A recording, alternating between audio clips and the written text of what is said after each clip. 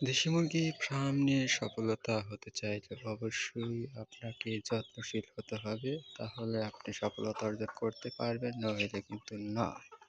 যে যত যাই বলুক, যে যত যাই বলুক, অসুখের কাছে কিন্তু কোনো মাতবাড়ি খাটে না।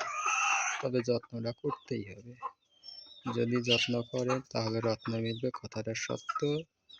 যত্ন করলে হয়তো যদি 50% আপনি যত্নহীনভাবে পালন করেন তাহলে হয়তো 50% মুরগি বাঁচাতে পারবেন। আর যত্ন করলে মিনিমাম 90% আপনি মুরগি বাঁচাতে পারবেন। এইটা হলো যত্নের ফল।